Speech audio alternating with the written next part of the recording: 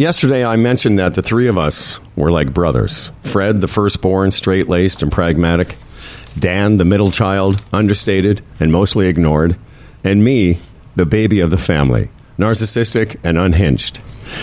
Anyway, to extend this further, our listeners are also part of our clan, and yesterday we had news of a death in our family. Our friend Marilyn Benninger died on Monday. She was an OG Hundy P and a very sweet, smart, funny, and kind woman who, along with her husband, Chef Mike, was part of many celebrations in the early years of the podcast. It's a strange feeling to know someone who was such a big supporter of ours is now gone, but that's life and something we're all going to have to face. So on behalf of our family, we send our good thoughts and love to Chef Mike and hope that wherever she is, she'll continue to download our show every day because we really can't afford a dip in the numbers. Now, here is Marilyn herself talking about working with us on our first podcast anniversary and what she thought of our show. So it was really two parts, and then it took a village. So we had been on air with Humble and Fred for a number of times, and Chef Mike had brought food in and set off the fire alarm during a live, one fire alarm. And then the anniversary comes up, and my little rubber arm goes up, and I go, well, I run events. How hard could this be? Well, we didn't know how many people would come and who could jam into the hottest room under the sun in Toronto. And then, of course, you have to feed them. So between the Palma Pasta guy, who was great, and Chef Mike, we fed the masses. So that's where you came in. Humble and Fred, I love you. I've always really admired what you've done. And thank you so much for the laughs and all that you do to brighten our day and then just make our day real. Some days it's just about making the day real. So congratulations and keep up the good work. These mist-covered mountains are home now for me, but my home is the lowlands and always.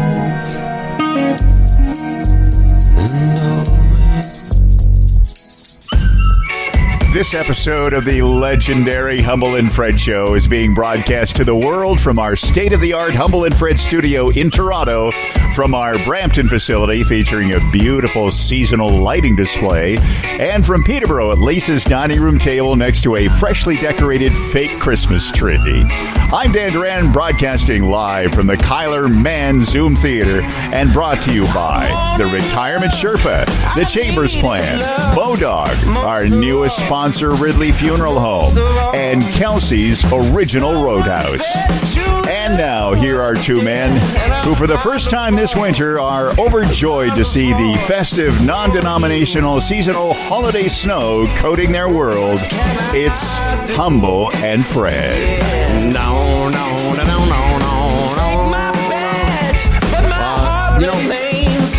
Thank you, Dan. Thank you, Dan. Thank you, guys. I really wasn't sure what to do for our friend Marilyn Benninger, who died. I think, though, by now, it's funny that I just thought of this the other day, and I was like, wow, how is it we've missed that all these years that we should have had when anybody dies, a 21, like this is so Humble and Fred. We should have a 21 fart salute. How do we? How have we missed too that? Easy. It is too easy. We've missed it all these years. Anyway, I don't know if you knew her, Dan, but a lot of people listening to our show over the years, especially the OG Hundy P. Some of you Hundy P since Voldemort may not know who Marilyn and Chef Mike were. Chef Mike is still.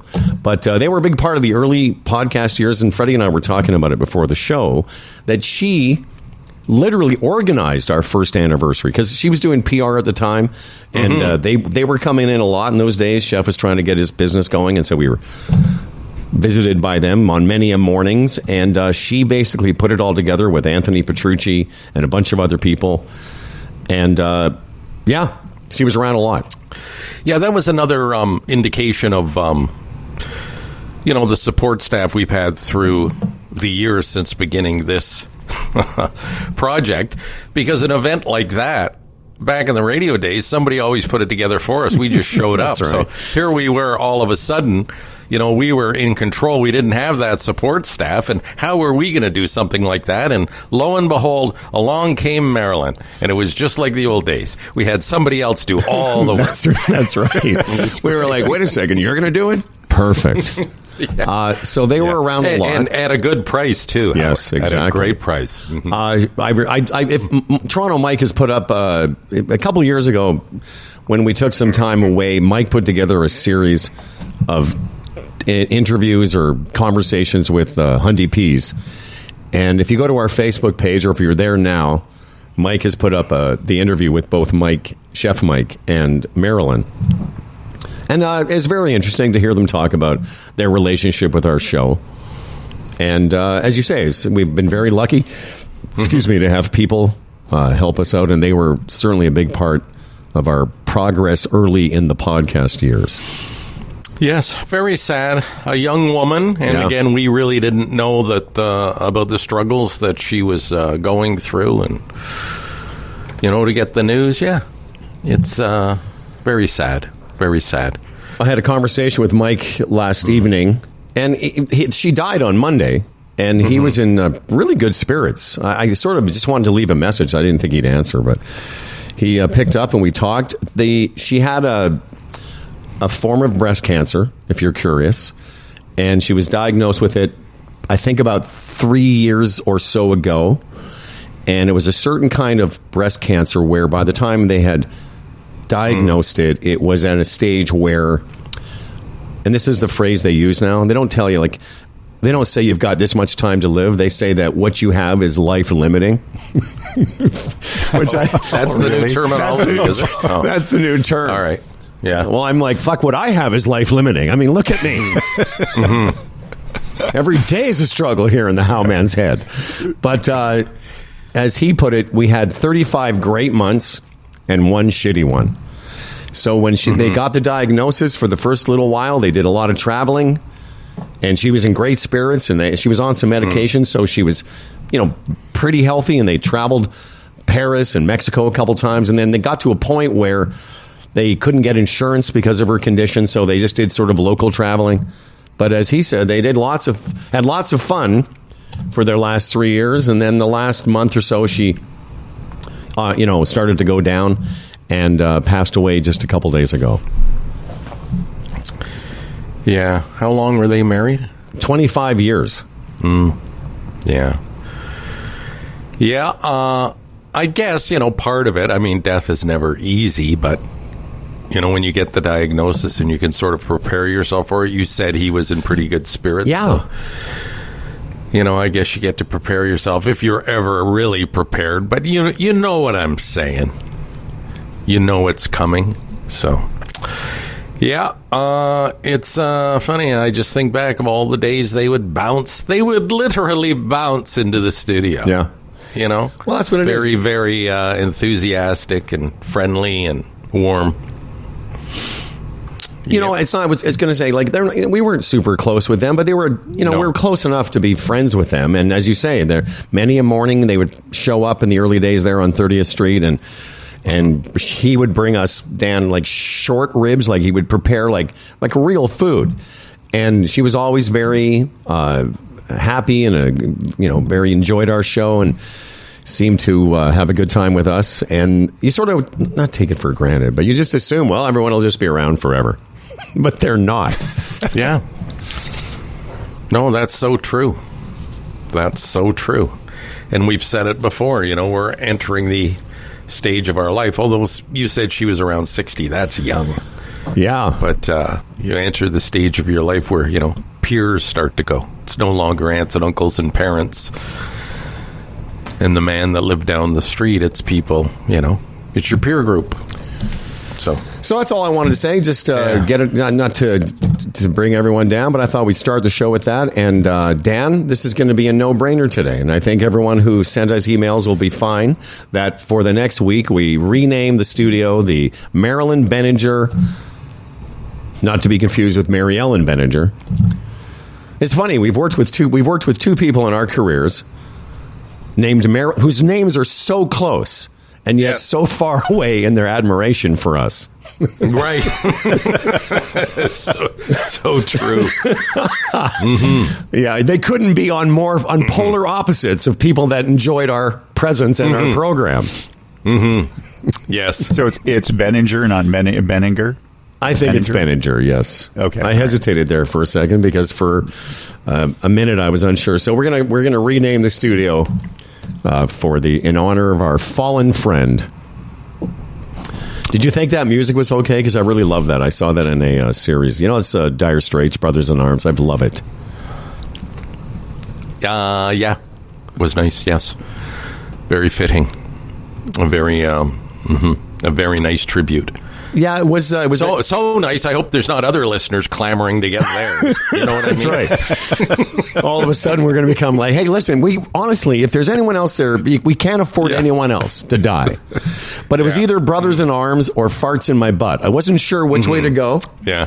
But I thought I would go with more of the straight edged, And I couldn't find Dan. I really think it's really a drag that we don't have something here on my hot shots where I could actually hit 21 farts. But next time somebody dies, I will be prepared. Yeah, but 21 farts takes a while. I mean, unless you rapid fire. Well, that's what I would do. I would just go. Pop, pop, pop, pop, pop, pop, pop, pop. Which reminds me of show memories. Remember Danger Boy Jason Barr? Sometimes he would fart and they would last like 20 seconds. It was unbelievable. He'd build up the gas and he'd let it go and just let it out a bit at a time. And it was like, holy cow, let's put the clock on that thing. So that was his claim to fame. Well, yeah, that was one of his claims to fame. That was one of his claims. It was the biggest one. It was top of the list for me. Yeah, I could see that. Well, Dan was at my house for a while there a couple of years ago, and I was having some issues. I remember every time I would fart a long time, and I'd say, Dan, I'm not farting. I just have a condition. It's a condition, yeah. I'm not being rude. I just have a condition. And the little general's listening right now going, look at that. They can't even talk about someone's death without going there. See, they always have to bring the poop and the farts into it. See? Listen, if I could have They're so one-dimensional, these guys. That's right. If I could have figured it out, I would have given her a 21 fart salute. But anyway... yeah, it's a drag, and yeah, just it was sort of a shock. I can't remember. Like you think they were at our thing at Stonehooker. I'm not sure when the last time we saw them. I know Mike says he's going to be at Kelsey's. What's that? I thought we had seen them recently. Anyway. Well, you're asking the wrong one of us because I don't. The only thing I remember from Stonehooker is when I ate it coming off the stage, but. Right. But again, it's all a blur, the events, the people, the friendships. Maybe not. Well, Mike will be able to answer that question when we see him next. Yeah. But sometimes it's not even important to remember the last time you saw someone. There's an aggregate of, the person that you know and, moments that you enjoyed with them. That's the more important stuff, I'd say. Yeah, but it tugs at you, man. I like... people that have died, I often think of, the last time I saw them, like even my dad, I remember the last time looking back and seeing him. He was in the hospital, but we didn't necessarily expect him to die that night. And a couple of friends and stuff. It's just natural, Yeah, that idea of the last time you're going to see somebody, if you knew it was the last time, what would you say? How would you act? We did know, like when Lou Glassman was in the hospital in the last week of his life, he was kind of conscious on the Wednesday. In fact, he asked me to take him outside so he could have a smoke. And then he went into a coma that day, which I was there for, by the way, which is so weird. Like, he had a seizure. My brother and I were in the room. All the hospital people come over and try and figure out what's going on. And then he kind of went into this state and never recovered. So... It was only like that for a couple of days. And back to what Mike said about Marilyn, 35 good months and a few months where it wasn't great. I think that's what most of us want. We want it to sort of go quickly. We don't want to be. Personally, I don't want to be in a situation where Howard was diagnosed and then 10 years later, after just drooling.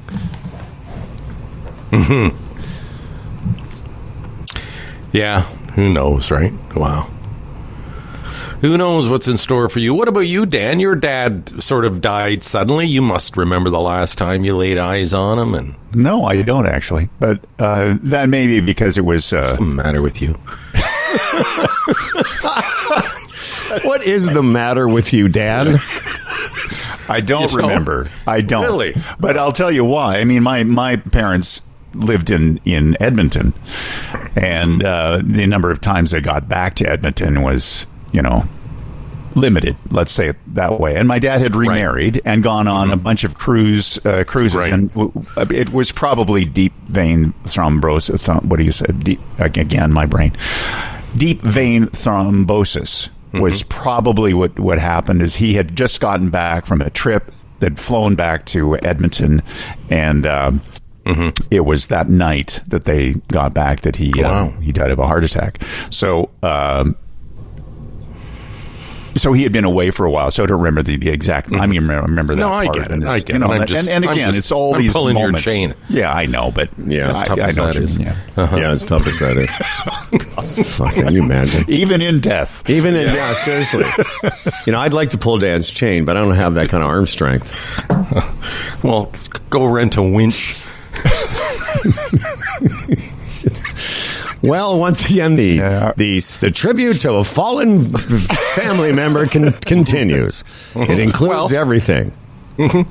Well, we've covered shit and dicks. What's the third one? Has anyone pissed themselves Isn't there during a third this? thing we always we lean on? I thought.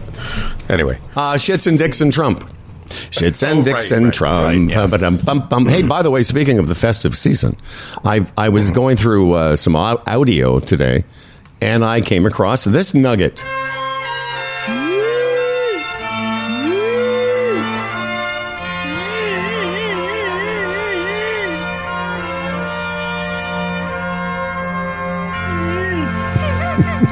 Oh, come, all ye faithful. Now, if that doesn't put you in the holiday spirit, I don't know what is. You know what would be great if we could somehow sneak this version of Nat King Cole's classic into a mall somehow, and people were walking into a store, and all of a sudden they heard this, and people are like, They'll all duck for cover. They'll think it's some banshee about to run wild. Imagine you're in Shoppers shopping for last minute items, and you hear, Is that the devil? Speaking of Twitch. okay, speaking of what? Do you got Twitch? Of which, do you, with the smart speakers and everything, what's your deal with, do you have music just on in the background? And do you ever have like a steady diet of Christmas music? Are you into that, or do you even have Christmas music in the house? Do you ever call for it? I do have a speaker on, usually in the kitchen when I'm doing stuff, listening to music. Yeah. But I'll be honest with you, I haven't chosen any Christmas background music yet. What about you guys? No. I've often we have that Sirius XM Watercolors on, which is sort of smooth jazz, and the odd Christmas jazz song will come on. But as far as like wall to wall, back to back, I can't really handle that other than Christmas Day probably. Dan, I'm assuming you've probably already been roasting chestnuts over an open fire and sticking them up your asshole to make sure that lots you don't of stuff and decorating the place and just getting into the mood of the season. You didn't hear me. I tend not you didn't to hear me say that you put chestnuts up your ass? Oh, I missed that. Can you not hear me when I talk into this thing? Well, maybe I've just, moved on. So, Dan, if you do put a chestnut up your ass, make sure there's a little camera in it so we can see what's going on. That's right. There, please. Yeah. Chestnuts up your ass, making sure your polyps are benign. Okay. Yes. So I have put together a few Christmas lists and play them.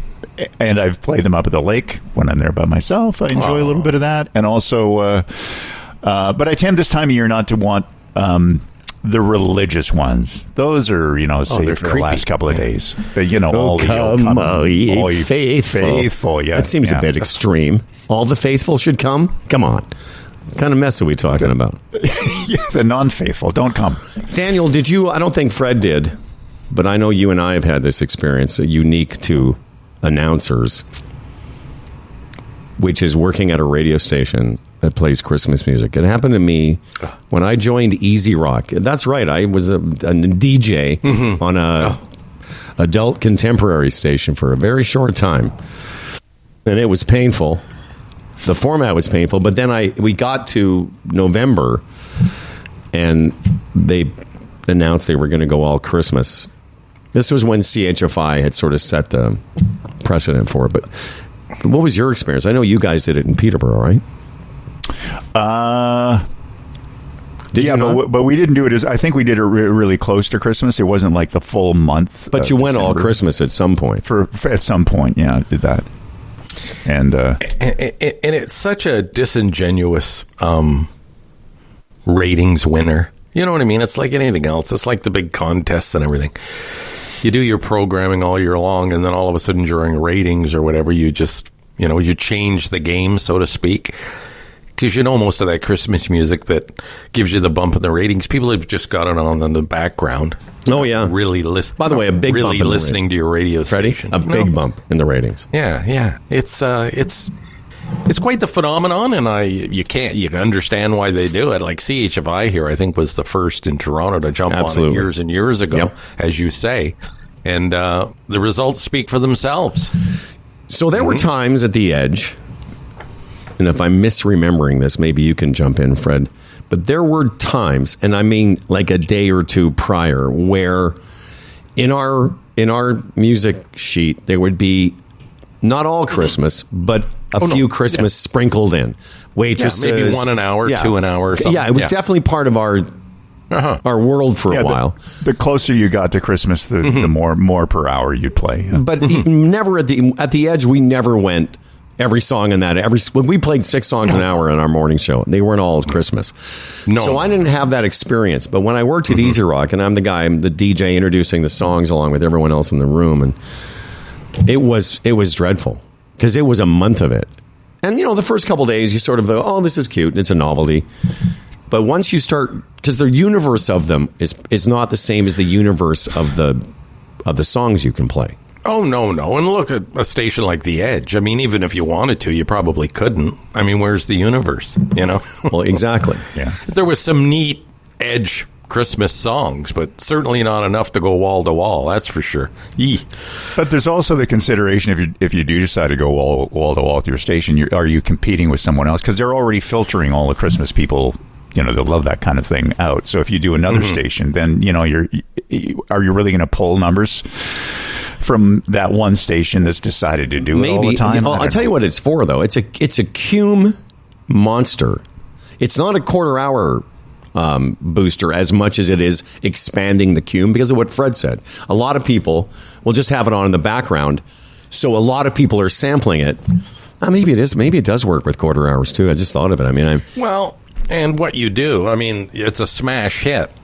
1 year, say in 2024, you sell 2025 based on that history, right? Right. Look what happened last year. Ooh, we want part of that. Will it end with smart speakers and the way people now digest their music? Probably, on some level. Like, you see, if I even do it, I couldn't tell you idea who's doing No, what. I'm sure they are, yeah. I think I did hear that they went, yeah. It'd be interesting to, talk to somebody in the biz right now that looks at those numbers all the time and sees the, how it breaks out that way. Because I'm wondering, just in general, how, like, a lot of the Christmas music is religious based, and people aren't as religious as they used to be. So, I don't know. Is it still a thing? Is it though? Like a lot of those isn't it? And I love Paul McCartney, but Christmas time, I've heard that enough in my lifetime. But then the Lennon one, I can hear that as much as they want to play it. And Springsteen's song, again, is like on the verge of, okay. Dan, I don't know that I understand what you're saying. And again, I don't like to be critical of you, Dan, because you get enough of that from Fred. Whereas no, fine. Geez. I'm willing to have a different opinion. Don't you dare have an opinion. But I don't think, I think there's enough of there's 1,000 Christmas songs that have nothing to do with religion. You think about it, everything from Nat King Cole to, like, if you think about era-wise, you've got the 30s, 40s, and then through the 70s and 80s, like, everybody's recorded a Christmas album. And that's why it's great for CHFI, given their day-to-day playlist. I mean, they play everything from, well, they just pretty much play everything. Even classic soft rock, right? Classic soft rock. All those artists, I mean, Mariah Carey, you can name the thing. Mariah Carey, all of that ilk, they all have Christmas songs. The problem so it's endless. It's endless. Here's the weird thing. The number of artists with a Christmas song in their catalog is very wide. The number of tunes, the number of titles is shallow. They're all doing versions of the same song. That's why, having been a guy played a month of Christmas tunes 2 years in a row, that's really where it starts to wear on you, because it's everyone's version of White Christmas. It's everyone's version of all those songs. That's why my favorite, and it still remains for memory and fun and different and not classic, was Christmas Wrap by the Waitresses. I still, when I hear that song, I love it. And you don't hear it a lot. No. I mean, we played it a lot on CFNY. But I love that song for all the reasons you just said, Howard. Because it was unique, you know. It wasn't the take, somebody else's take on yet another classic Christmas song. For me, I'm going to play a little bit of this if I can. Why isn't it playing? Oh, I see why, because I had to pull. Now, this is, you described it perfectly. This is a song, a Christmas song that has nothing to do with all those, because the universe of titles is finite. Yeah, this is a great song.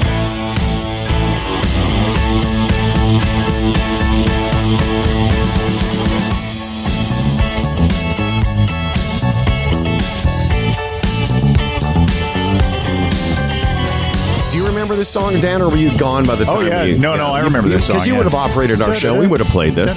Yeah. Oh, yeah. Bah, humbug. No, that's too strong, because it is my favorite holiday. But all this year's been a busy blur. Don't think I have the energy to add to my already mad rush, just because it's 'tis the season. The perfect gift for me would be completions and connections left from last year. Ski shopping. So Fred knows what my favorite song is. I'll play it in a second. Dan, what's outside of, Oh Holy Night and, Let's Buy Jesus some bullshit? What's your favorite Christmas song? I don't know if on the spot I can name a song that... I mean, I like White Christmas a lot, but I like... most of the tunes that I'm listening to on the playlist that I have are not the original versions. I mean, I really like the reversions, covers, and add some beats here and there. That kind of thing is what I like to listen to this time of year. So, Freddie, and also some weird, like I know that James B, who used to hang out at CFNY, James B Orchestra, used to have or has a Christmas album of some sort that I listen to at this time of year as well. Nice. So, Fred, what is the song I'm going to play here in a second? Fairy Tale of New York.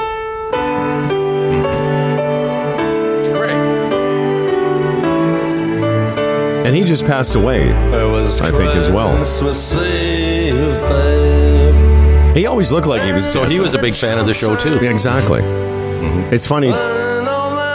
For a while there, we had this running bit where we had celebrities on our show, and the odd one would sit in this chair in our studio. And we called it the Humble and Fred Death Chair, because several of them sat there and then passed away after. But that's not what got Marilyn. No. Undreamed about you. Got on a lucky one. Came in 18 Would this be on your playlist, Dan? This cool... The Pogues and Christy McCall. But I'm going to add it. You should. I like this song. Yeah, it's great. Yeah, it was CFNY, The Edge, before that was my whole career in radio. I'd never heard this song until I played it one morning in Brampton. I was like, wow. Yeah, it's something else. You guys should put a Spotify list together of a playlist of songs, seasonal songs this time of year that you guys like. Yeah, we should do that, Fred. Yeah, but it would be very limited. That's fine. No, Fred, it would be. Go do that. It would be very... by the way, speaking of songs, did you guys get your Spotify Wraps? They're out now. The only thing I've at seen a bunch of people have sent us their Spotify Wrapped podcast listening, and we're number one on several people's lists, which I thought was very cool. Right. But I haven't done my Wrapped yet, no. Like, I got mine, and it's wrong. My number one song, I didn't even know the song. Like, I don't know if I rolled over in bed and inadvertently hit something one night and it ran like for a day and a half. What's the song? To tell you the truth, I'm looking it up right now, but I'll report later. All right. Yeah. Maybe what the algorithm collects when you go, sometimes at Spotify, when you're playing a playlist and it runs out of songs, then the AI takes over and plays similar type songs and creates its own radio station. And if you let that play for a while, maybe it just sort of collects the... I was really disappointed because other years it's been sort of accurate, but it was a jazz song. So maybe, again, I've fallen asleep or I left it on for a couple of days without... I can't explain it. My number one podcast, though, was, Countdown with Keith Olbermann. Yeah. How do I get... Is there any way to get it? Or do I have to wait for them to send it to me? It's usually when you open Spotify for the first time. It says right there, your 2024 Wrapped is here. But even so, you can look down. There's how it has a band of song, new songs or something it creates for you. There's a bunch. There's a category in there of the songs you listen to, and categories too, I think. Yeah, but that might be something different. Your favorites of a particular year. I don't think it comes out until the last week of this is your listening sort of habits per se. But it will put a playlist together of your most listened to songs of that particular year. Yeah. So, well, my Spotify is skewed because I spend most of my Spotify hours in a week playing stuff on the show. So it's not quite my because because of us talking about this yesterday, and it's only the 5th of December that it says Howard Glassman top artists this month, just this month. Maroon 5. Steely Dan. No, Maroon 5. Oh, really? Because I played a couple of their songs yesterday. Mine was Blue Wave Bossa Nova by some Rollins guy. I have no idea what that song is. Blue Wave Have you ever heard that song? That's my number one song. I have no idea. Sonny Rollins? Sonny Rollins? Something like that. It's a jazz track, yeah. I can't explain it.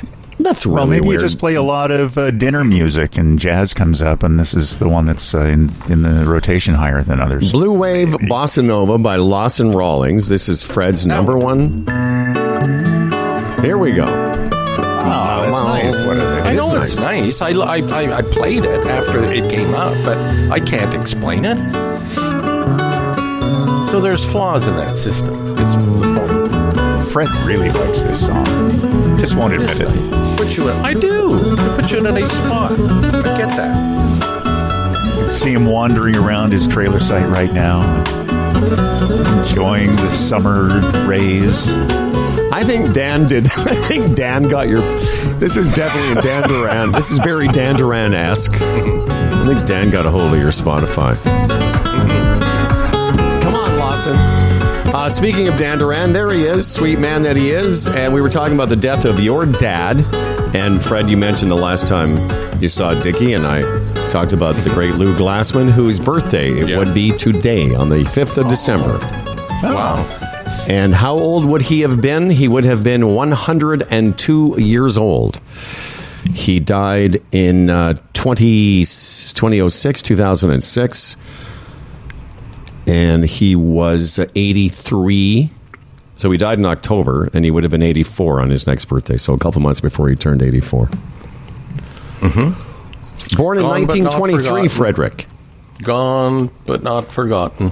I would disagree. Gone and mostly forgotten. That's the sad thing that happens to people, is that you're gone, and for the most part. Yeah, but not by you and those who loved him. Well, in so much that I don't think about him every single day of my life anymore.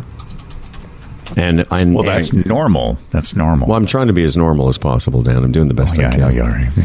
I'm doing you understand good that facade. Good facade. You understand more than anyone else in my life. You know that I'm just basically doing an impression of a human being. The rest of it, I have no idea what normal people fucking do. I'm just going along the best I can. Just you do you. I just no, because we both know if I did that, it would be even less tolerable than my.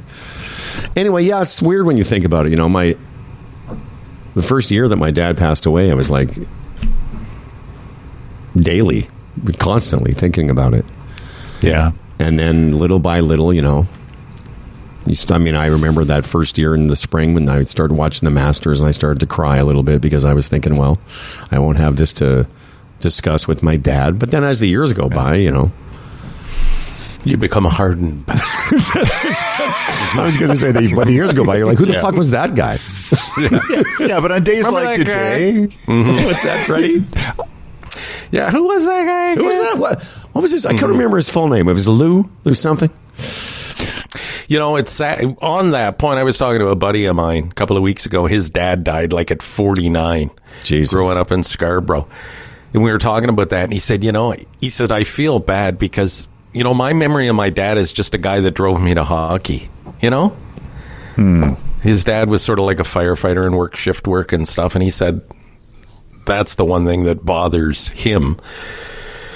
Because he had, you know, it happened when he in his late teen years, and, you know, from 14 to 19, you don't have a lot of time for your parents. You know what I mean? All that stuff. And then his dad goes, and it was sad. Well, I think, I'm sorry. No, you go ahead. I was just going to say, Howard, it's important on these kind of days where it's, you know, you're honoring your dad's birthday to think of, you know, cherished times in the life, you know, pull good memories from that and just, you know. Well, thank you, Dan. Spend a moment there. I appreciate that. Because you are my guide to me being more humane and human. Hey, I've decided then, okay, so forget Marilyn. I'd like it to be the Lou Glassman Zoom Theater. In tribute. Right. Yeah. No, we're going to keep Maybe it with that Marilyn. should be from now on. It's just the Memorial Theater. We'll think of all the dead people we know and just tag their name onto the studio. How about that? I like that idea. And then Dan could fart 21 times. That's right. Most streamed songs in the U.S. and 24 on Spotify. Espresso by Sabrina Carpenter. Have no idea what that is. Not Like Us by Kendrick Lamar. No idea. Bar Song by Shabuzi. I've heard that song. It's just another one of those dime a dozen country songs that nauseate me. This Shabuzi guy, though, he does rap and country, apparently. Have you ever heard of Shabuzi? This is the number one U.S. stream song, this Shabuzi. Well, let's see what's turned you into such a hate machine. Here's Bar Song and Shabuzi. Edge 102. My baby born a Birkin. She's been telling me all night long. Gasoline and groceries. The list goes on and on. It's 9 to 5, ain't working. Why the hell do I work so hard? I can't worry about my problems. I can't take them when I'm gone. 1, here comes the 2 to the 3 to the 4. Yeah, it's pretty formulaic. I don't hate it, though. I don't think I'll ever listen to it again, but it follows a formula. It really does. Oh, absolutely. I was going to say that. I think within that community, they've decided each song will just change one note, and then we won't sue each other. Okay, that's the agreement. Well, it's not only the musical formula, but it follows that formula of the verse, pre-verse into this chorusy kind of. But you know what? I can see why people like it. You know, absolutely. And it does mention a couple of shots of whiskey. Those songs always have to have like whiskey in them. Absolutely. But this has got a, you know, but the production, Dan, is different than a lot of country. You know what I mean? It's got that clap track in the background, you know? Yeah. And it's also a different time signature than most. It's got that little, I don't know. It's not, you know, it's not terrible. Also, this Spotify thing, my most played artist, which is true, probably, because I've got her on a few playlists, actually, is Norah Jones. I'm a bit surprised, but I can't argue with that. Your most played artist gives you not a super personal message, but they come on and thank you. Like Norah Jones, there's a segment. She comes on and thanks you for making her your number one artist of the year. She doesn't say Fred, but they've worked out this. They've worked out this system that would, and I guess they've interviewed all these artists to give a little thank you. It's crazy. It's funny you say that because as you were saying that, Shabuzi just sent me a message. Did he? Yeah, he said, thanks, Howie. No, he said, tell Fred to go fuck himself.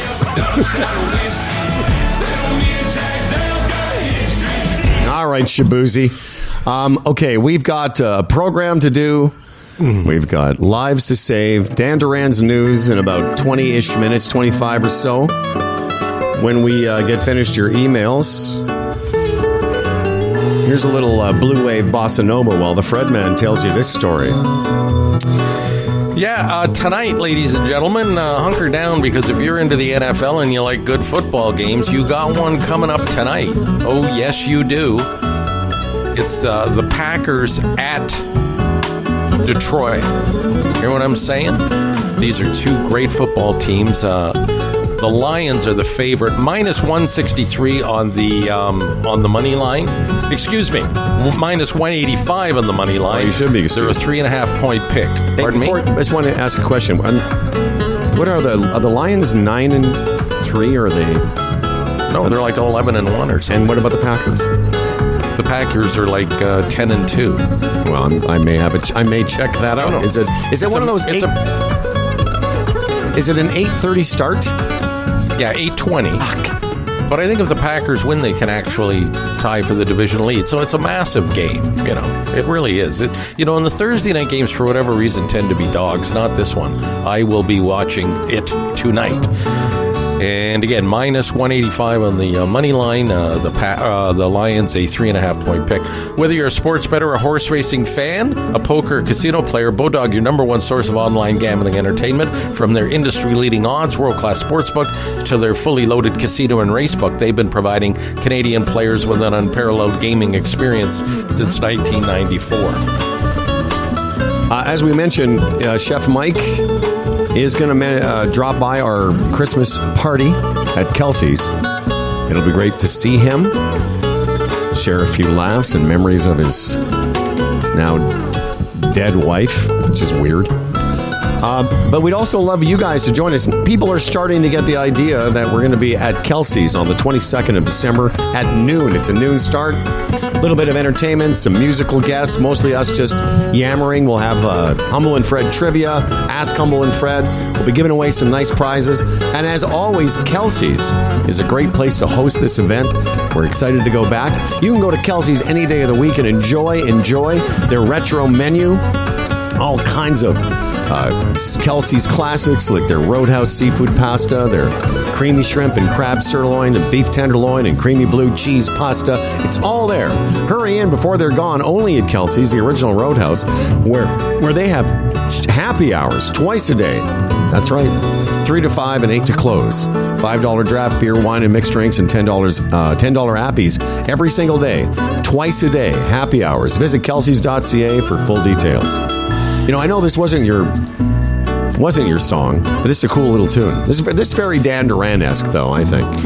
Yeah, and again, it happened somehow, and don't get me wrong, I would, somewhere along the line, it played on something I called up, so, yeah, and more, my wife likes smooth jazz, so more and more I'm playing that. Especially on the heels of the election, it was cool just to have calm background stuff. Yeah, I agree. Yeah, it was, actually. I mentioned this yesterday, and I haven't gotten rid of whatever the term is. I haven't deleted my account, but I have basically stopped interacting on Twitter for the last month. I just noticed that last night. I was just looking at it, and I haven't really posted or reposted anything for a while. And it is an interesting feeling of being disengaged with it.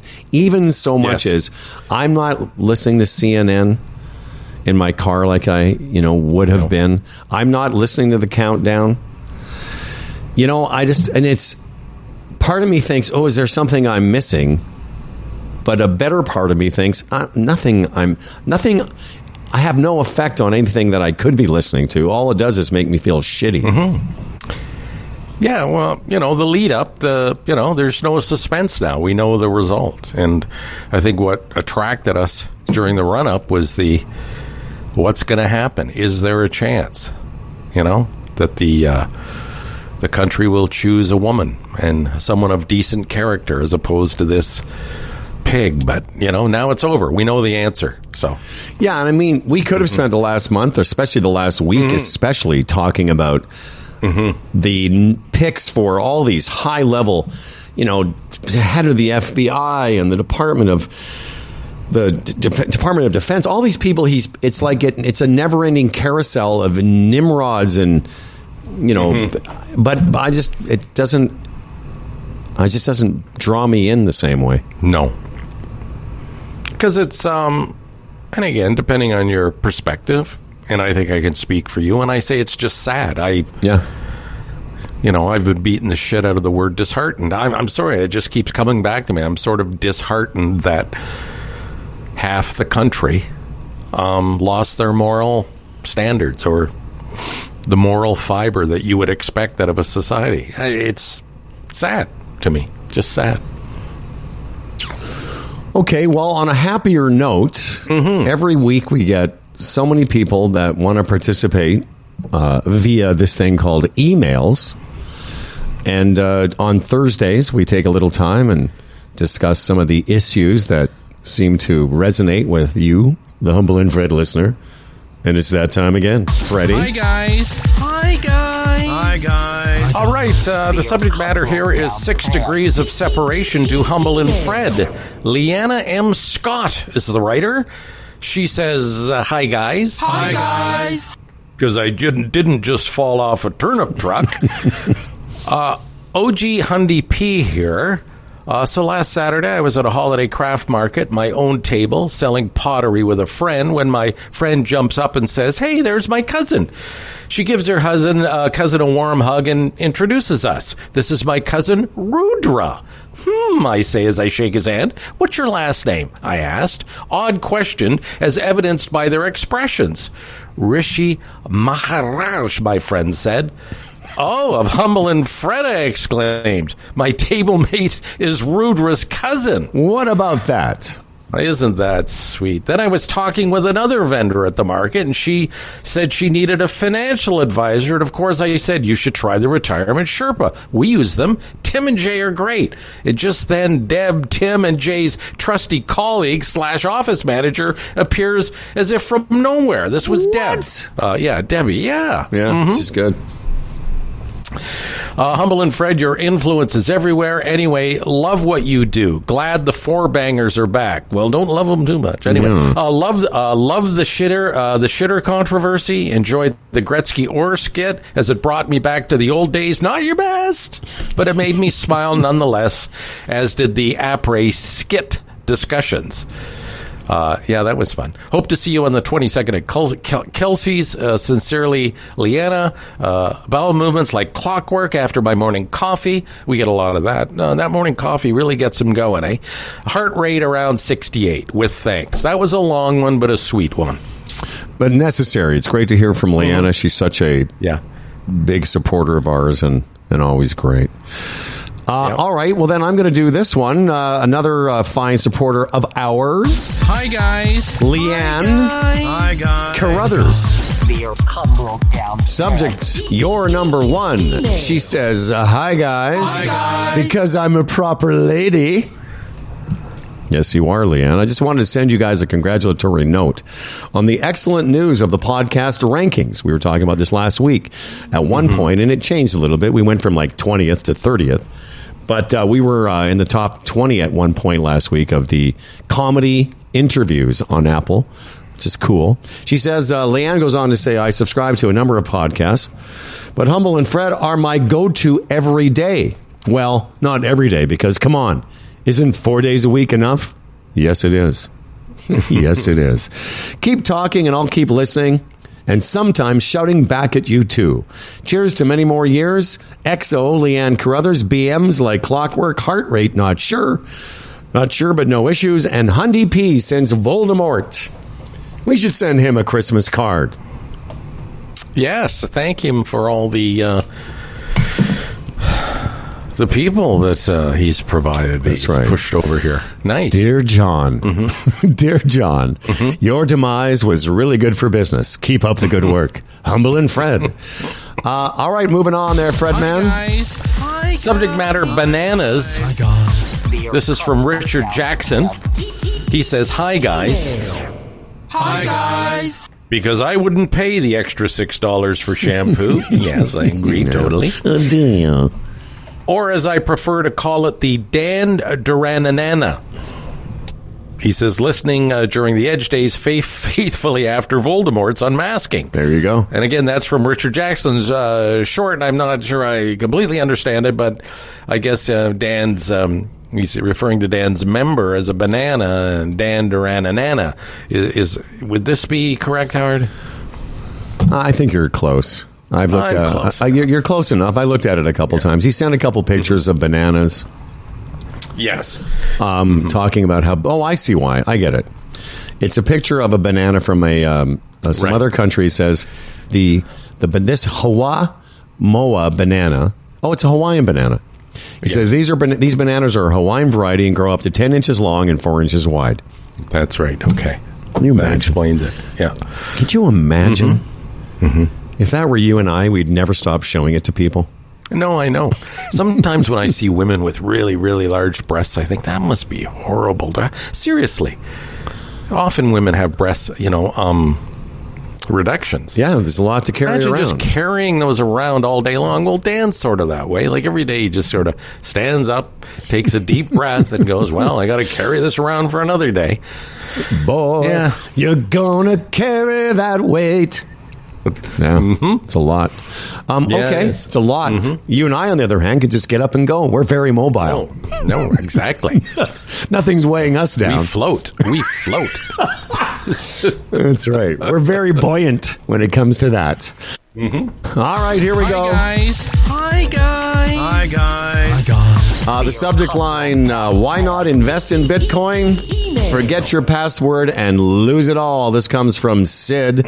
And, of course, he doesn't say hi, guys. He says Howard. Hi, guys. I'll just throw that in for Sid. He said, there are many stories where Bitcoin investors, we were talking about how come we didn't get on the Bitcoin train when it left the station. Sid says there are many stories where Bitcoin investors forgot the password to their Bitcoin wallets, only to find there's nobody to help you recover that.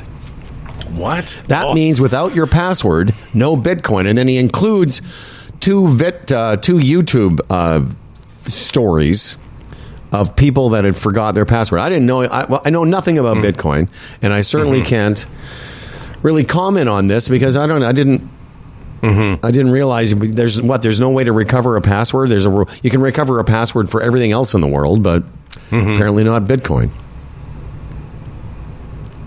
Yeah, it was staggering. I looked at the other day, Bitcoin, you could have bought it at one point for 5 or 6 cents. And say you had bought a couple of 100,000 shares at 5 cents. It just broke through 100,000 a share. If you do the math on that, like your calculator can't even handle all the zeros. It says it would be millions and millions of dollars. Yeah, it's. So think about it. You put $1,000, $1,000 at 5 cents a share. That's 5 goes in his hand 20 times. That's 20,000 shares. Yeah, at $100,000 is $200 million. Yeah. There's got to be those stories out there. Well, there are stories of people who did invest but lost their passwords. So, all right, moving on. How aggravating would that be? Oh, fuck. I would literally drive into a post. What do you got? Subject matter, advice. Anthony Bastoni, I would imagine the name is. Hi, guys. Hi, guys. Actually, this one is directed at Fred. Freddie, you've mentioned a few times over the years that you had back surgery to alleviate your chronic back pain. How long did you live with it until you finally got the surgery done? I'm 41 and always in some degree of pain, going on 10 years now. I've done non-surgical things like chiropractors and physiotherapists with minimal relief. I struggle with going the surgical route out of fear of making it worse. How long did you wrestle with it, and what finally made you pull the trigger? No worries if this doesn't make the podcast. I'd be happy with an email reply, which I plan on doing. But in a nutshell, what drove me to it was pain.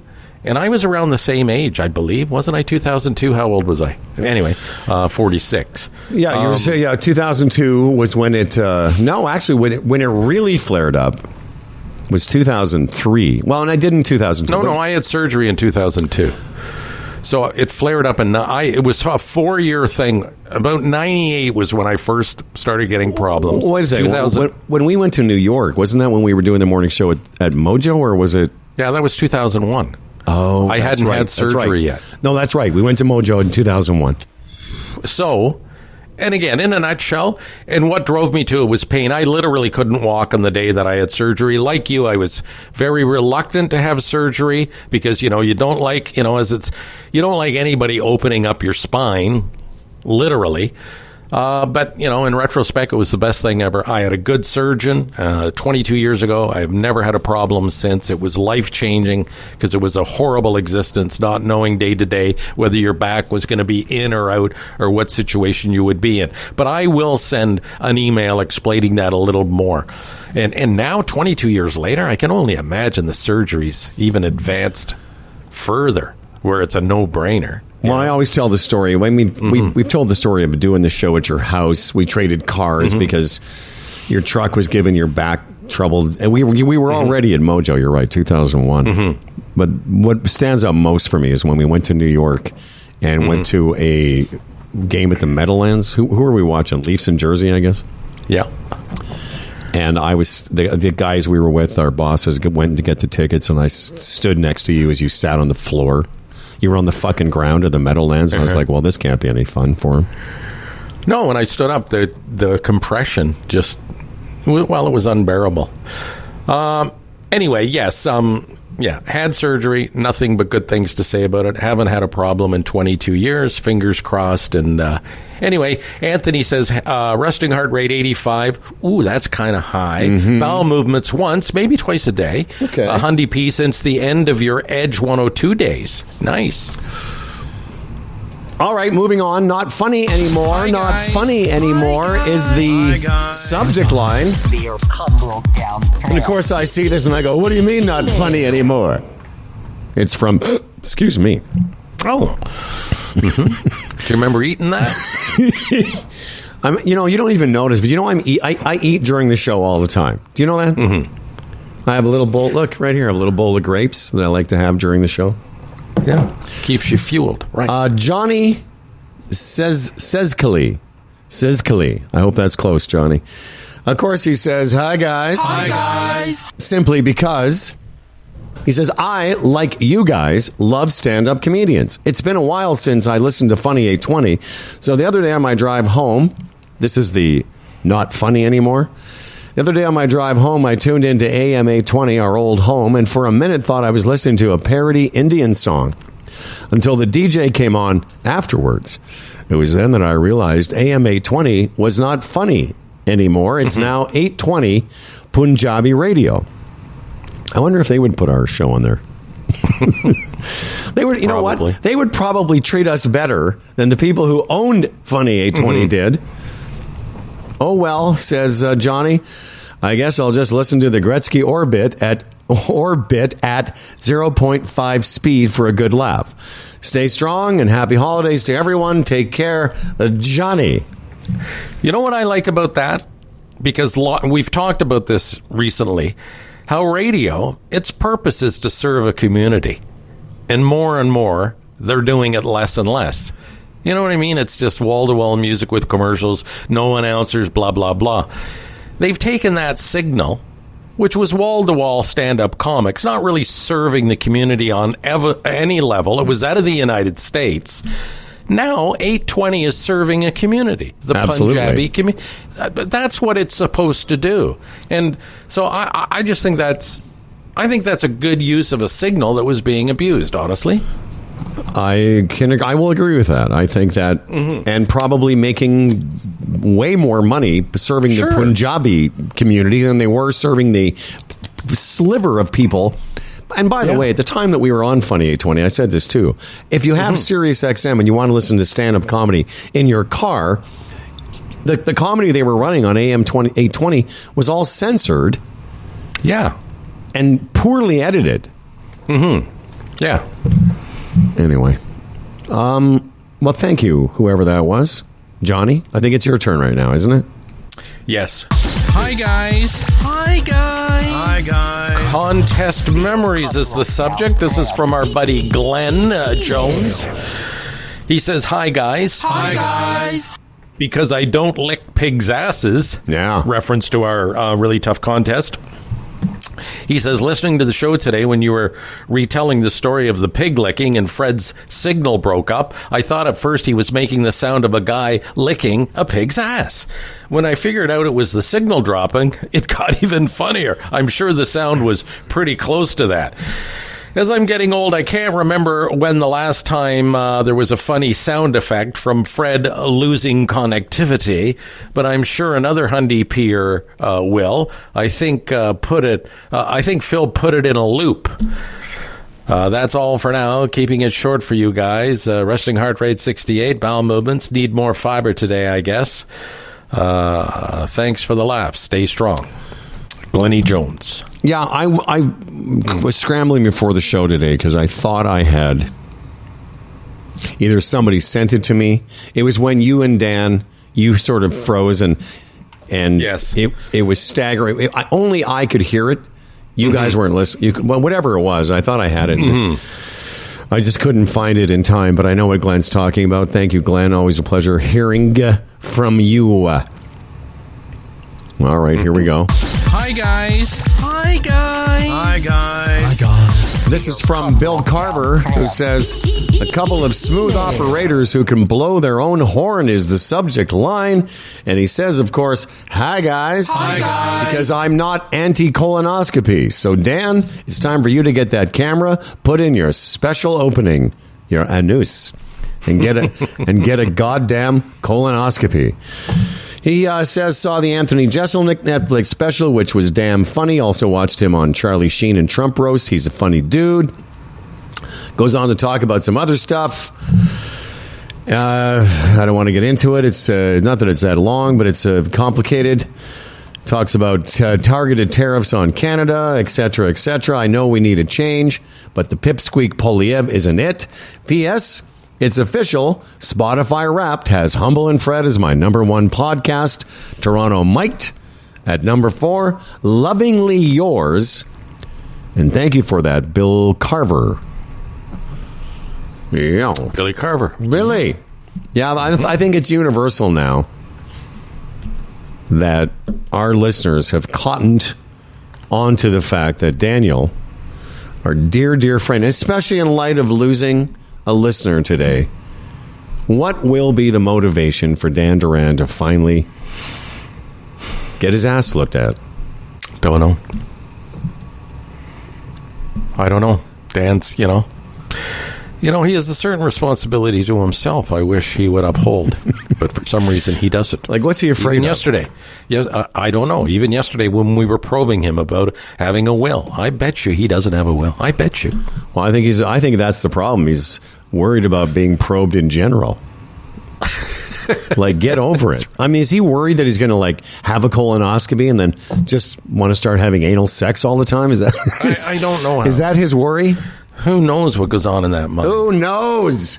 Mm-hmm. All right, we've got a couple more to go, and then Dan Duran will be back with the news. Freddie. Hi, guys. Hi, Subject matter, Portugal. Hi, guys. This is from Jim Spencer. He says, hi, guys. Hi, guys. Healthy and regular here in Portugal, referring to his bowel movements, I guess. I'm currently enjoying the beach in the Algarve area, listening to this week's Monday show on Tuesday. I am able to do so as I use GigSky for my internet connection. I know this isn't a current advertiser on Humble and Fred, but what a wonderful service they provide. Are you listening, Rudra, who's already been referenced in this segment? Jim says, no interruptions and very inexpensive. Rogers wants $15 a day. GigSky has many options, and I'm paying $15 for the 8 days we are here. Wow. My wife and the other couple we are with have also converted. Thanks. Thank you. Rudra Rishi Maharaj. He says actually Ravi. Oh, I guess, right. Yeah, Ravi. Well, Ravi's he's brother, the presidente. Yeah, of course, yes.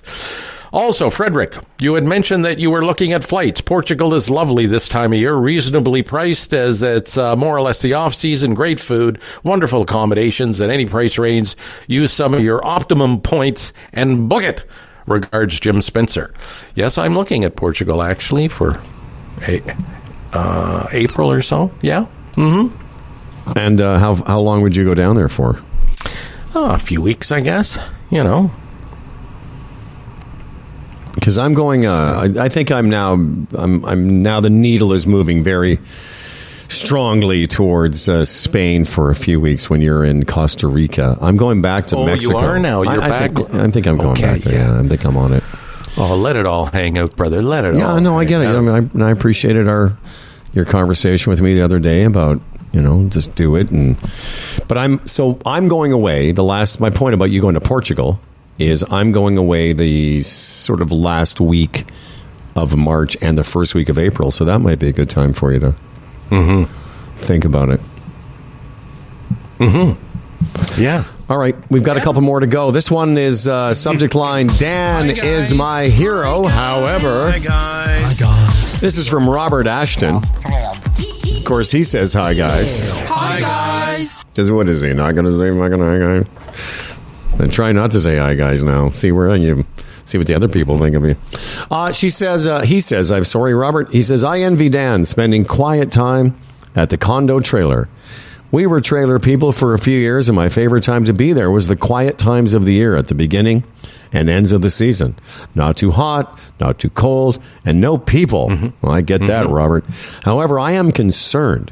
This is Robert's concern, Fred.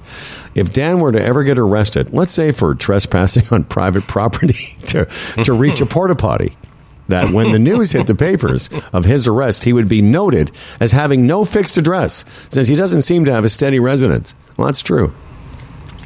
And we all know what we think of folks who get arrested that are listed as no fixed address.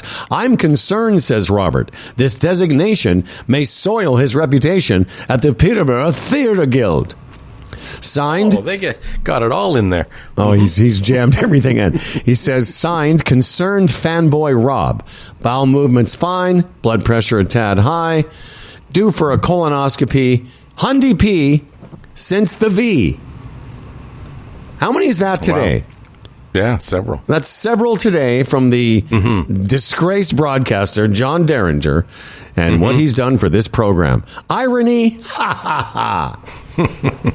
Fucking A. Hi guys. Hi guys. Hi guys. Subject matter here, feces on a stick. This is from Julie Mazzoni. Hi guys. Hi guys. God, I laughed today when Fred mentioned how Howie's shit in a bag would be stinking up Canada Post. It's a fucking...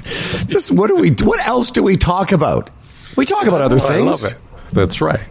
She says, Fred, the amount of shit that goes on that stick is very minute. I did it a few months ago, and the entire process is weird, and I didn't think they could test it properly.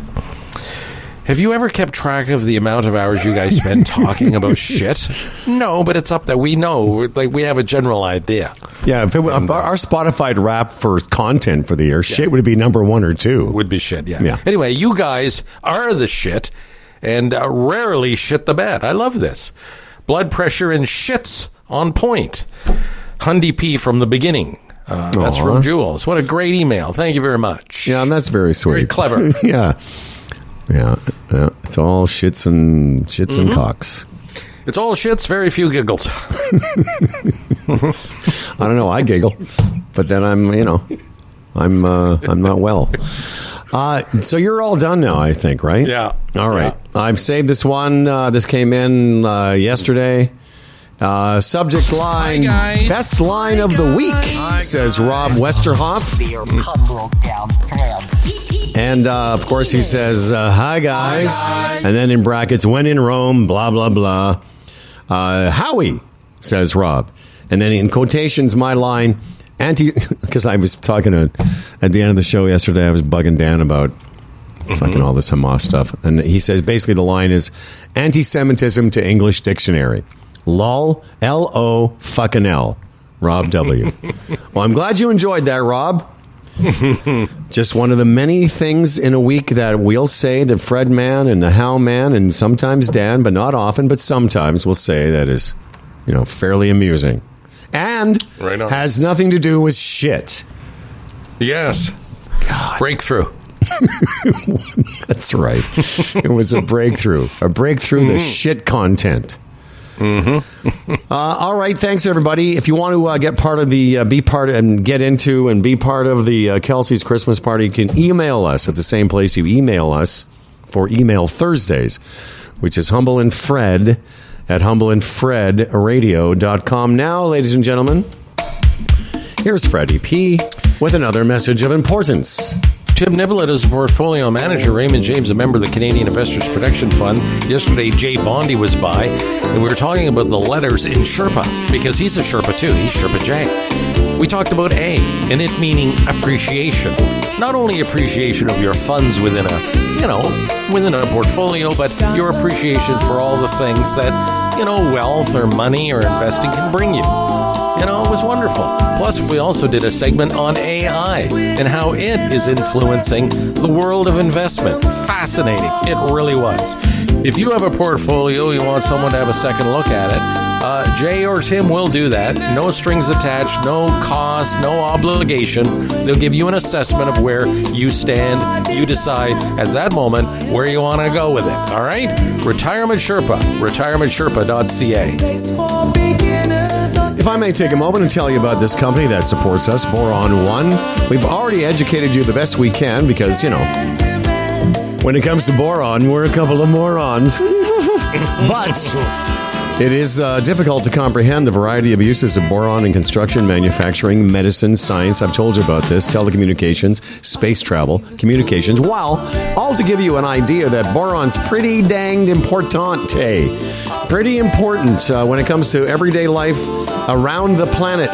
And that's why when a company like Boron One gets set to take it out of the ground, it is cause for at least curiosity about what this stock, might do. We're not saying it's going to be Bitcoin, but right now it's a nickel a share.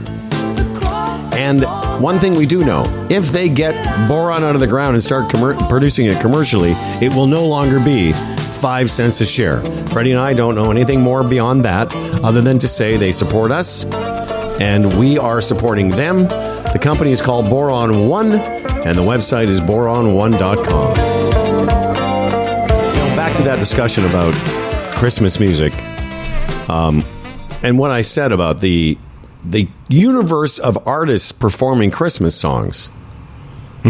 So huge, yet the number of actual songs don't really increase. I mean, every year, like Greg Wired, I was going to get to this point, is that, I'm sure Sade, is it Sade or Sade? Sade. Sade. I'm sure. Yeah, there's no R.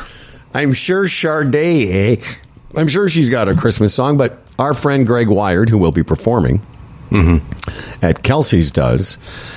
Here's a case of a guy who plays music for a living and then wanted to put out a little Christmas tune.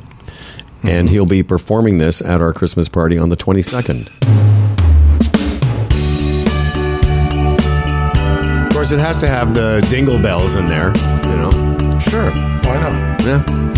Every Christmas morning since the day I was born, I've had these childhood memories. I would wake up early and the real world would turn out just as happy as my dreams.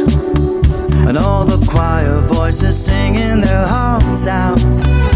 For a moment all the problems of their daily lives are cast out.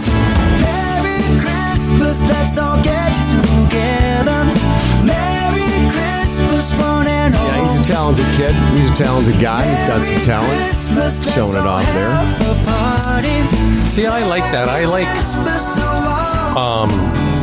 what would you call them? Original Christmas songs, like songs you haven't heard before, or Christmas songs by artists that they created themselves, as opposed to, just doing covers of old traditional songs. I like that. But I like new music, Yeah, I agree. And that's why, like the Bare Naked Ladies have a Christmas album.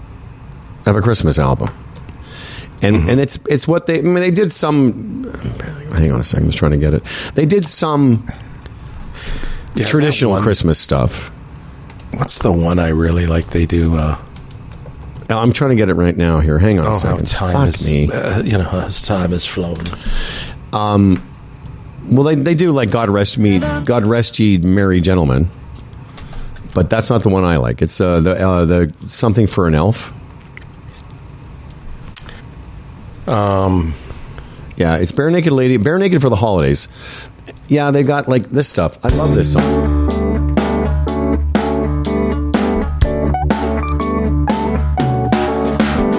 The streets are filled with Christmas cheer. At least it's only once a year. Like when they perform this at one of our Christmas songs, it's like our Christmas shows. It's like it's cool. Carols ringing in my ear. Bundled up against the cold. Lines wherever gifts are sold. Each shop window displays a Christmas scene for everybody young and old. Icicles on each troughs and tinsel on the tree, but it's a green Christmas for me. Yeah, just another example of a band doing an original Christmas song, and as opposed, and they Nice. Again, they've got some traditional stuff on that album. Bare Naked for the Holidays is the name of that. Dan Duran, you're back. Yeah, I'm back. How does that feel? Did you have Nice some toast? to see you, Dan. Yeah, it's good to see you. Did you have some toast? No, didn't get to the toast. Oh, it's too bad. Really? Yeah, got some toast. Did you have something different today, Dad? No, I just, Lisa was wandering around, and I was talking to her for a little bit, and then I had, the news to collect. I just didn't have toast time. Would you tear off a quick one between appearances? No, I don't do the quick one. We did a more involved romantic experience, must say. Of course. What the fuck? She must be thrilled that you've torn yourself away from the trailer condo and actually, graced her home again. Yes, she's very happy to have me back here, yes. Yeah, is she? And when are you going back to the trailer this weekend when it warms up to 6 degrees or something on Sunday? I do have to make an appearance up there to take care of a couple things, which I haven't taken care of, for the winter. Okay. And then I will return. It's going to be less attendance at the lakeside. You may have heard. I don't know if you listened to the thing while you're away, but many of our emails. I think we had 12 emails today, 6 apiece. Like 20% of them were about you and the fact that you won't get a colonoscopy or a colonoscopy. Oh, yeah. I'm just letting you know, like the people are concerned, I know Dan. I get it. There's pressure. I'm feeling the pressure. Yeah. Can we turn this into a bit, Dan? Like, can we actually nail one down and do the countdown and maybe interview the doctor and blah, blah, blah? Like, can we? All right. Do you think we can find a doctor that would allow? We'll find a doctor. Mm-hmm. Did you hear what I said? I said, I think Dan's, maybe he's nervous that once he gets a camera up his butt, he's going to want all kinds of stuff up there. Once I get the feel for it. Once you get your ass virginity taken by a camera, I mean, what else do you care? I'm just wondering if it will be a challenge that your colon, the drag being caused by that thing hanging out front, is it going to be harder for them to get the camera up there? Oh, yeah. Because it's all pulled out of shape, of course. I'll have to strengthen my pelvic floor. If that's but you just think about the gravity that pulls on the whole apparatus. Your taint's probably all fucking distorted, disfigured. Yes, right. Good point. To get to the Kegel, my Kegel. Is there yoga? Is there yoga for Kegels? Of course there is. Dan, all week long I've been talking about this girl on OnlyFans who makes $4 million a month. Yeah, she's like big. What's her name again? I had it. This is 4 days old now, so I wrote it down somewhere else. Yeah. But I was all week long. I thought this is what Dan should do: get an OnlyFans page, and people would pay, to see what's going on with you there. And then as the week's going on, I keep rewriting because I keep making notes. And today I thought, okay. Here's what you should do, Dan, because you're not a porn star. No. Dan's OnlyFans page should just be you dressing up your dink like famous actors or politicians. Yeah, good idea. That's a great idea. And then the OnlyFans would be to see how you've dressed up your penis, and today it's Donald Trump Day on Dan's OnlyFans page. If you go there today, you'll see Dan's dink dressed up like Donald Trump. Yeah. Wow, that's quite the journey that I'd have to take there. Listen, just let Fred and I manage this. You and we'll all take a cut. Okay. Great. Come on, man. How does someone make $4 million a month on OnlyFans? So OnlyFans is not live, is it? It's no. It's for mostly for porn stars and people that in that business. And you start a page that people pay. No, go ahead. Is she like? Is this the one that's like 20 years old? Yeah, 20 years old, big titties, and she has the full bum, full bum, big titties. Yeah, right. $4 million a month, Dan. Wow. Surely. What's that a year? Like in the 40 million year? Is that right? 40, you don't know what 4 times that would be 48 million. Dan. Yeah, that would be 48. What's that a year? It's called mathematics. I know you only see. That's the problem. I went to grade 12. You got to grade 10. Dan, if she can make $4 million a month, surely us dressing up your dick for different occasions like Santa Claus, all that stuff, $40,000 a month. Even if we make $40,000 a month, it's worth it. And by the way, $40,000 a month is just under $500,000 a year, Dan. Well, thanks for doing the math. I appreciate it. Well, that's what my Victoria Day will put fireworks on it. Yeah. That's right. Think about it. Yeah. For St. Patrick's Day, it's like a little leprechaun dick, and then Valentine's Day, we'll just twist it into a heart. When you come to visit me in Brampton, we'll dress it up for Diwali. Diwali. And Dollywall or whatever it is. Dollywall. Yeah. And then for Hanukkah, we'll put 8 candles in your pee hole. Yeah. Well, I know you think I'm kidding, but I saw how much money. I saw how much money my daughter and her friend made on that dog account. Dan, we're leaving. Here's what we're doing. We're leaving money on the table. We're leaving money on the table, Dan. We're leaving money. It's the only thing separating. It's the imagination. It's just the and perhaps shame. There's no shame. Can you imagine that young girl making money? In a year, like a year of doing that, would set her up. Well, a month for a lot of people. A year of doing that would set her up for 3 lifetimes. You know what I mean? Or her and her kids to come, if she's gonna. You know what I mean? Like, wow, Dan, what a world! Think about it. For $4 million a month, I don't know.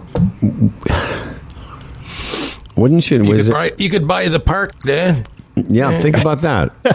If you let us manage this correctly, the 3 of us are going to make a lot of money, and you can buy the park and then kick Fred up. Right. And then you know what I would do if I were you? I would kick him out and then fucking turn his entire trailer into a fucking outhouse. A shit house. Shit anywhere. I get it. I would too, Howard. Just shit anywhere. It'd be glorious. Yes. Okay. Dan, you could. Well, I can't wait to ponder this through the Daniel. Fred long weekend. You could wait. You could play your world music as loud as you wanted.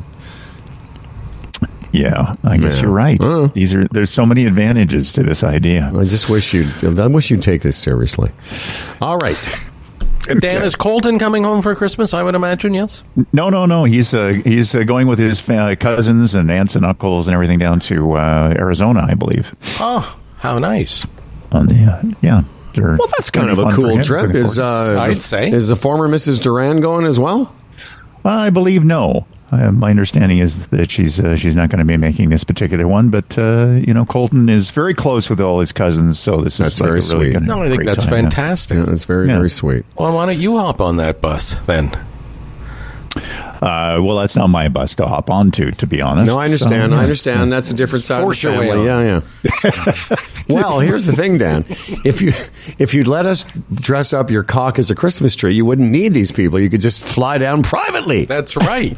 Buy the place next to where they're renting. I see what you're saying. Yeah. And by the way, if you think I'm going to miss a major holiday of things we can dress up your dick as, you're sadly mistaken. Yeah. You are sadly mistaken. Yeah, there's Valentine's Days, like Dan, the first it's one endless. after Christmas. Every day of the year, there's another reason to go to Dan's Dick's OnlyFans page. It wouldn't even be you.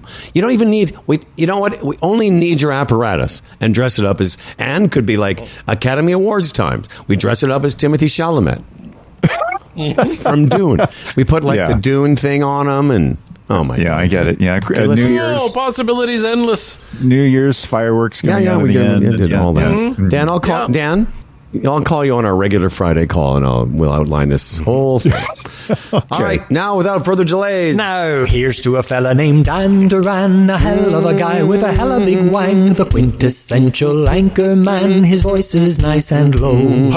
Dan Duran, the anchor man comes. As for credentials, he has none. Can't tell a headline from his bum, but his voice is nice and low. Dan Duran, the anchorman's here. He's prone to falling off his chair, but he's got a big wang, so he don't care, and his voice is nice and low. My voice is nice and low. And now live from Lisa's house, here he is, movie anchorman, television series regular, longtime Canadian broadcaster, and gentleman to one and all. It's the very kind and intelligent Daniel J. Giebert Duran with Humble and Fred News. Cuba's fragile power grid failed again with millions in the dark. The largest healthcare insurer, CEO, was targeted, shot, and killed, and took Trump off the front page in the United States. And Trump's Secretary of Defense pick, Pete Hegseth, that's Hegseth, right? Mm-hmm. Yeah. Said he would quit drinking if confirmed in the position, which is a great way to, help the man out with his drinking problem. Anyway, let's look at nearly naked fat guys bumping into each other. It's exciting. Top-tier sumo wrestling will make a rare appearance in London, England for the first time in 3 decades and for the second time ever outside of Japan. In the sports, I didn't even know that it has 1,500 years of history behind it. I'm sorry, say that whole, what has it? What are we doing in Japan? Sumo wrestling. Oh, sumo wrestling, okay. They're outside of Japan. They're going to London to the Royal Albert Hall. 40 members of the top elite Makuuchi Reishi. I don't know if I've said that right. These wrestlers from the country's top-level division will compete at the Royal Albert Hall coming up in October of 2025. So you can book your seats now, get into the Royal Albert Hall. It would be an authentic sumo ring with all the dirt and the Shinto shrine and all that, and the excitement of sumo wrestlers doing what they do. Yeah. Wow. I've seen, every so often you come across something on television, sumo wrestling, and I have less than any interest in it. It's just like, what is that? Really? It's just that I don't even find it intriguing. Like they just look all so uncomfortable to me. I find it intriguing that there's this 1,500-year history that has them fattening up, and that's the whole point. Is they have strength, obviously. Well, you got to be fat and strong. I mean, there's no getting around it. They're not weak and fat. Oh no! They're strong and fat, but it's kind of a cool sport in that I've given it some thought, like about the last 8 seconds. It's a cool sport. It's a cool sport because your training is just to eat a lot while also maintaining some strength. So, that's kind of, you don't have to worry about your weight. I've often thought, why, like the Buffalo Bills, sign 10 of them and just put them on the line. They wouldn't even have to move. Just stand there.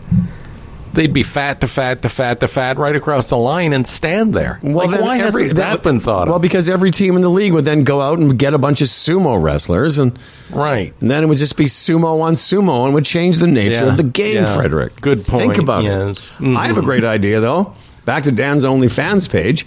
See, today, because we knew you were going to do that story, we would dress up your dick as a sumo wrestler. Come on. How is this not already caught on, Daniel? And it would just be your dick in a sumo suit bowing. So. And then the head dressed up like a Japanese person eating some sushi. Did you just say asso? Yes, I did. Because that would be is that racist? That's cultural appropriation. That's in the context of Dan's penis. You cannot say asso. All right. I could have the dick say asshole. Okay, I'm just workshopping it right now. I know, but you must watch. I know. You're right. You're right. Things that come out of your mouth. I know. You can't be saying that. Okay. My God, what are the people going to think? Howard today on the show said, so. I'm pretty sure he said.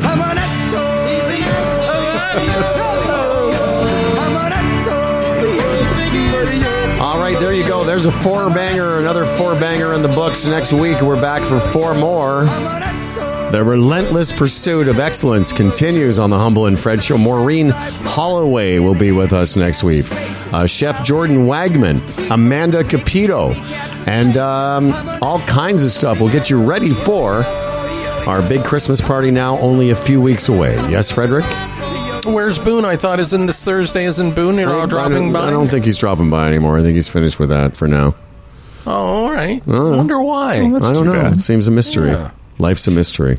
So we have no idea what's happening next week, then? I just said everything that's happening next week. Oh, I wasn't paying attention. Really? That's okay. Really? I just said everything that's happening next week. And you're like, yeah. You know, we can also have to go back and listen then. You know what the logo of your OnlyFans dick page could be? I just thought of it. It's perfect. It's just your penis wearing a pair of glasses and headphones. That's the Dan Duran D Dick logo. Yeah. Also, Dick logo. Also, Dick logo would be a great private eye name. Dick logo, private eye. One thing your dick couldn't dress up as is a dick, because nobody would believe it. No one would believe it. That's not possible. That's not possible. It could be, and if we needed like a group shot, it could be your dick and our dicks, and then we just. Oh, are you kidding? It would be like a humiliation. It would be like but remember, we're all dressed up, so it would be Dan's dick would be the father dick, and our two dicks would be the kids off to Wonderland. Right. I don't know why this idea. Oh yeah, we could do a movie. Yes, we could do a movie. Like those Lego movies, like the Lego movie. Yeah. Right. You could voice on vacation. Yeah, Dan, your dream would come true. You would get to be the voice of your own dick. That's my dream. That is your dream. Yeah. All right. Well, listen, we had a great time this week. Thanks, everybody.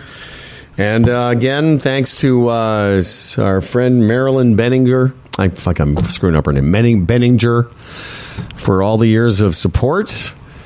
And all I can say is, Chef Mike, all the best to you. I don't know how you feel, but, maybe it's time for you to start recruiting somebody else to listen to our show, because, as I said, we need a replacement now that Marilyn's not going to be part of it. Although, wouldn't be the worst thing if Mike just took her phone and just kept refreshing it, letting it continue to download the show, Come on. Yeah, I'm sure he would do that for us. Yes, he would.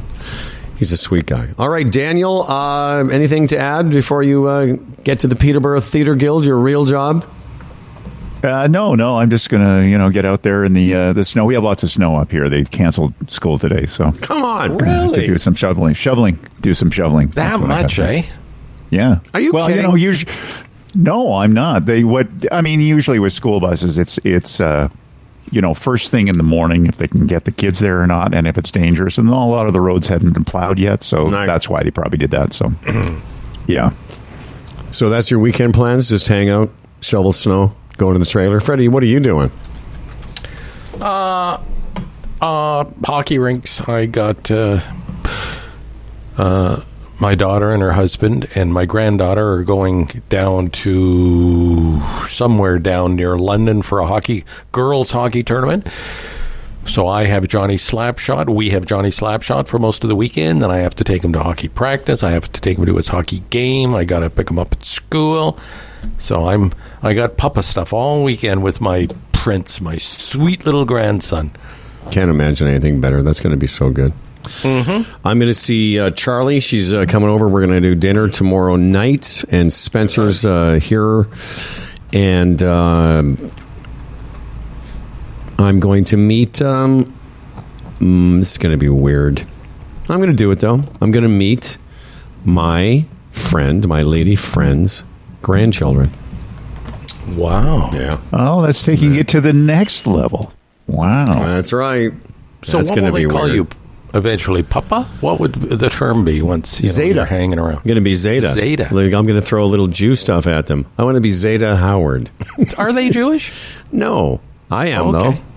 No, I'm Are you aware of that? Are you aware? Is that? Yeah, I don't know. Listen, I don't know what they're going to call me. Anything, Howard, probably. But it's going to be. I mean, in my life, in my dating life, you meet somebody's parents, you meet their family, you meet their siblings, friends, and such.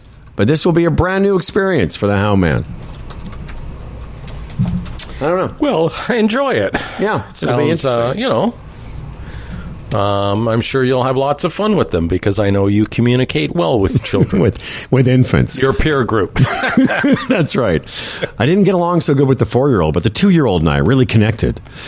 All right, everyone, enjoy your long Humble and Fred weekend. And now here's Dan Duran. This episode of the legendary Humble and Fred Show is brought to you by the Retirement Sherpa, the Chambers Plan, Boron One, Bodog, our newest sponsor, Ridley Funeral Home, and Kelsey's Original Roadhouse. For contests and comments and to sign up for our big Christmas coming up on the 22nd of December, here it is, Humble and Fred at humbleandfredradio.com. We read all of the emails, and we had that show today, so you can see what happens. So tell us what you think, Humble and Fred at humbleandfredradio.com. Check out other podcasts in the Humble and Fred Network. Swing Thoughts, Aging with Energy, and Jeff and Julie moved to France during a global pandemic. And then there's our producer, Toronto Mike, as a podcast. From the Lou Glassman and Marilyn Benninger Zoom Theater, I'm Dan Duran. And think about what you could do for an OnlyFans page. And enjoy every goddamn day.